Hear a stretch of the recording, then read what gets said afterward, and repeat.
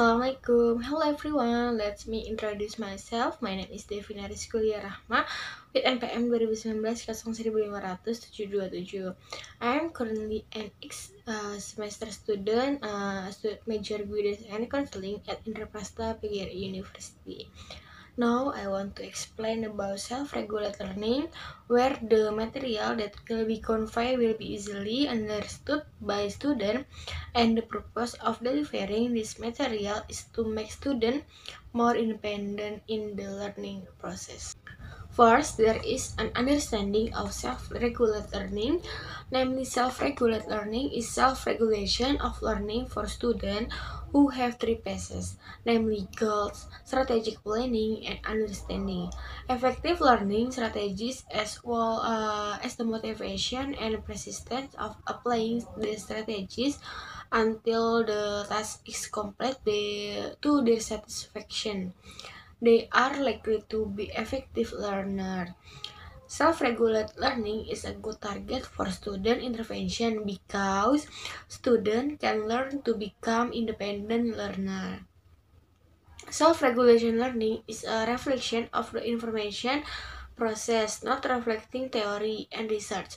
Self-regulated learning is a condition in which individuals develop an understanding of which responses are appropriate and which are inappropriate, as well as control and monitor their own individual behavior. Based on the description above, it can be concluded that self-regulated learning is self-regulated learning, referring to the process students use to focus their thought, feeling, and action systematically on achieving goals so that they are able to survive on long-term achievement until the task is complete. Next, there are the benefits of self-regulated learning. One is the student can learn effectively both at school and at home. Two, the student can think more critically and creatively. Three is the student can be disciplined both in learning and in their daily life. Next, there are phases in self-regulated learning. First, phase determines the goals or objective to be achieved by 1. Determine the target work. 2. Determine the target quantity. 3. Determine the target time. Next, the second phase undergo the process of achieving the goals to be achieved. When determining and compiling a plan, the main things that can be realized are by 1. Maintain focus on achieving goals by studying time patterns. Use a timer in studying and often relax yourself in studying. 2. Avoid being distracted by something. 3. Carry out the plan that has been prepared in achieving the goal. Next, the third phase in self-reflection, in self-regulation in learning. Self-reflection is a way of measuring ourselves against the result of the effort we have made.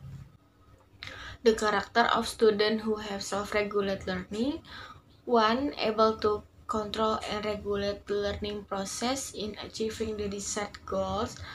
2. Being able to plan and control time and thought in studying. 3. Have the motivation and confidence to achieve goals in learning. 4. Can maintain concentration in learning. 5. Able to make good decisions related to learning and goals to be achieved. The conclusion from self-regulation tips in learning are: 1. Determine the purpose for what learning. 2. Please compare the current and previous learning outcome.